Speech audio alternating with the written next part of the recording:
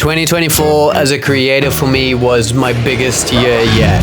Oh, that's cool. I managed to create at least one piece of content every single week for the entire year. Too much. I was able to get my first creative studio space. It feels like they're gonna snap at any That second. enabled me to tackle more creative projects than I ever could have imagined. I started 2 new companies. One was the YouTuber program, and the other was an editing agency that allowed me to work with all of you directly. With all that being said, YouTube's pretty tough, and with all the word on the street being that it's so overly saturated, I've put together a little plan of my strategy for not only standing out as a creator, but also a couple little strategies that I plan on using to make 2025 The best year as a content creator so far.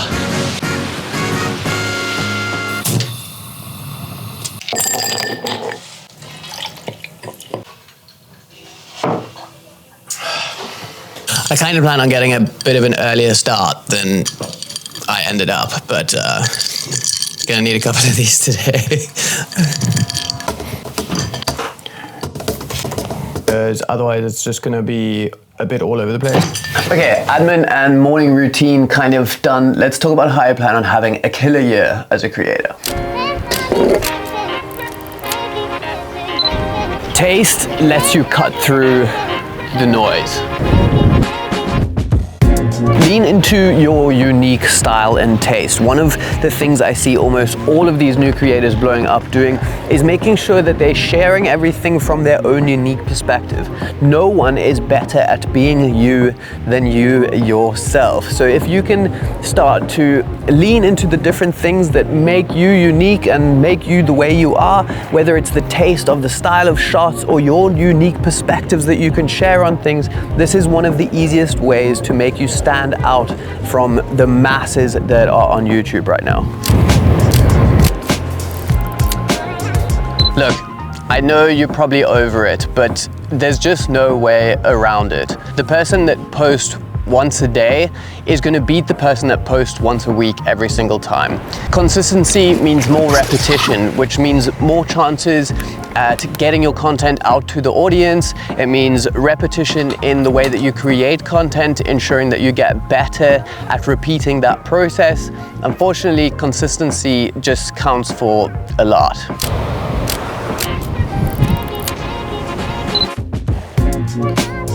Constantly analyzing what's working and what isn't from this massive test pool of data means you can continuously change things and tweak things accordingly.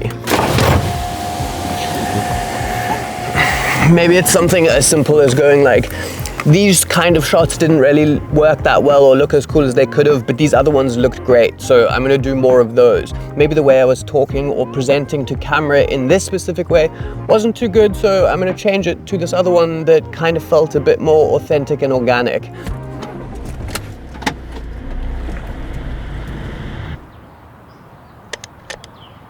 One of my biggest focuses this year as a creator is to put out as much content as I possibly can at as high of a quality as I'm capable of. And I know that realistically this means streamlining my processes. If you've ever tried to create content, there's no doubt you understand the importance of high quality music and sound effects to further drive the narrative that you're trying to push to your viewers. I'm not trying to tell you about high quality music and sound effects or where you could get it from. You probably know you can get it from Artlist by now. But I am trying to tell you about how I plan on streamlining this whole process.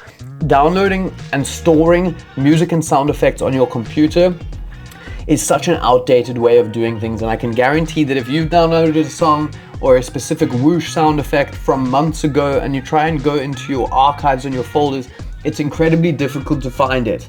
It's so annoying. It's easier just to go and download a new one. With Artlist's new tools feature, you can make the most of a seamless editing experience and get direct access to all of the music and sound effects that you would need right within your editing software of choice.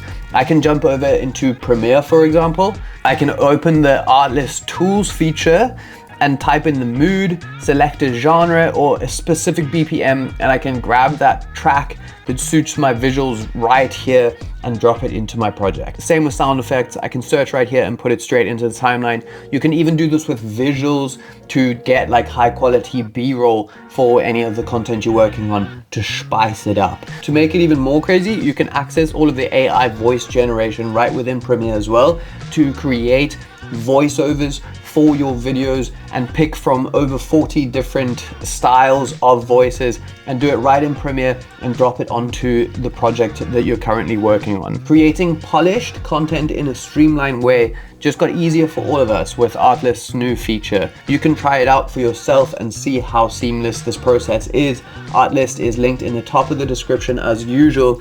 Let's get back to some of the other ways I plan on killing 2025 as a creator. Honestly, being back, I've been struggling to get like my momentum and flow back to where it was when I kind of ended last year. I feel a bit like scattered and all over the place, like not achieving as much as I feel like I am capable of achieving each day.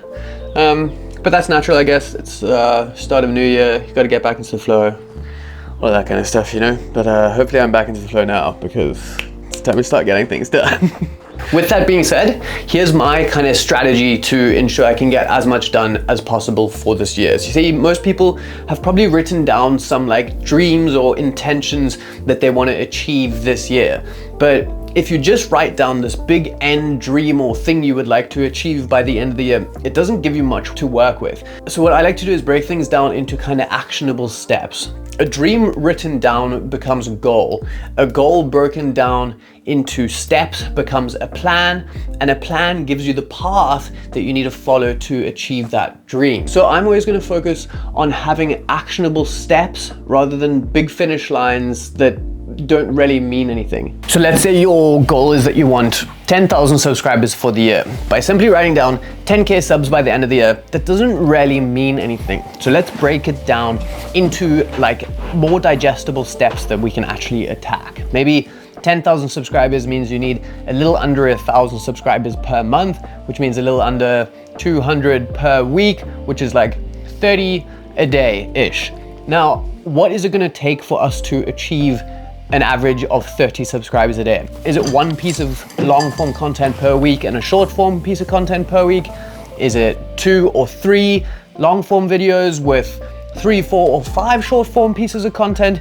Now we can break down actual like little mini bite-sized things that we can have some control over to achieve this one big goal.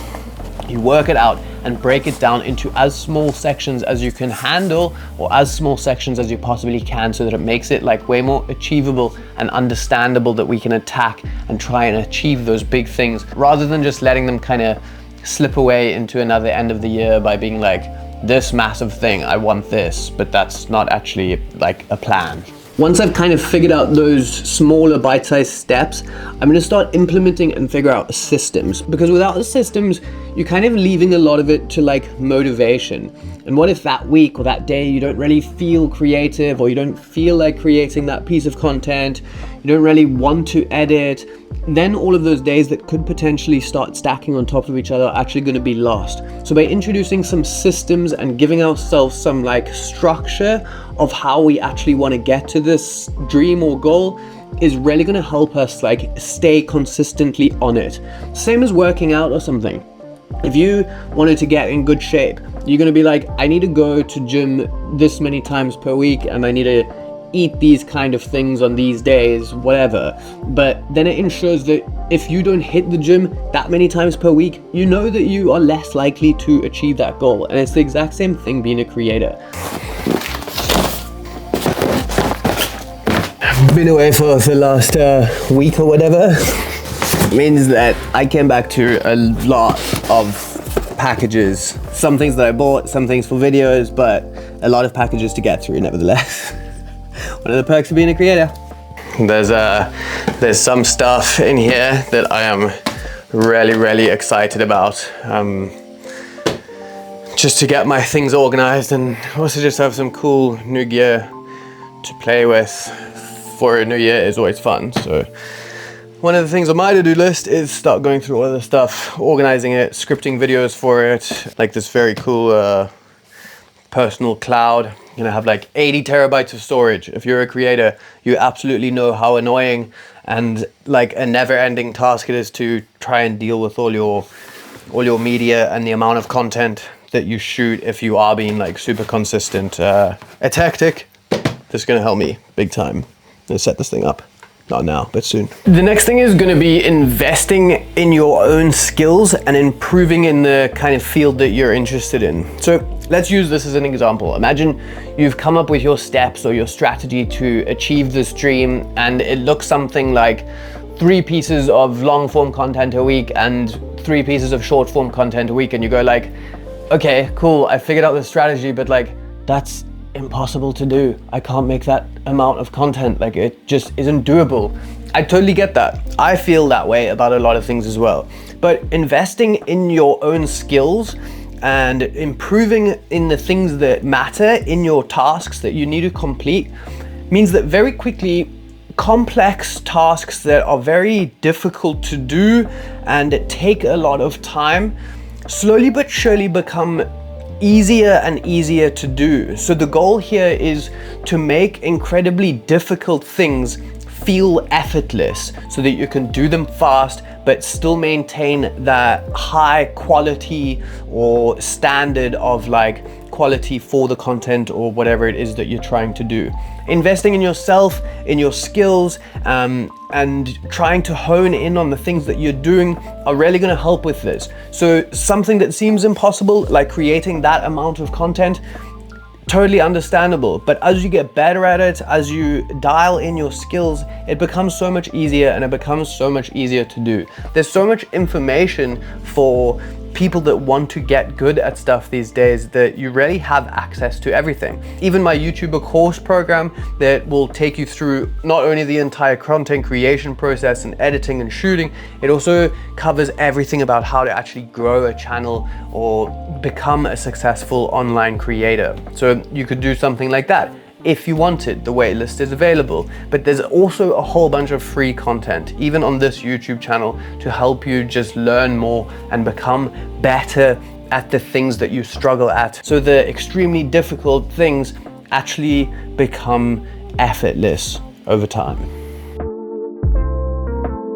Okay, that's gonna be me for the day. I think the truth is that people don't magically just change when the new year starts, and a far better approach is to focus on building good habits over the year so that by the end of the year you can be a new person. That's a much better way in my mind. Just be kind to yourself, go slow. It's a process. It doesn't magically just happen all of a sudden because it's a new year on the calendar. Hope you enjoyed this video. It was fun creating it. If you didn't notice, it's a pretty different format from my usual ones, and I'm going to be creating a lot more like this in the future. So let me know what you think with a comment or something. Yeah, I'll see you in the next one.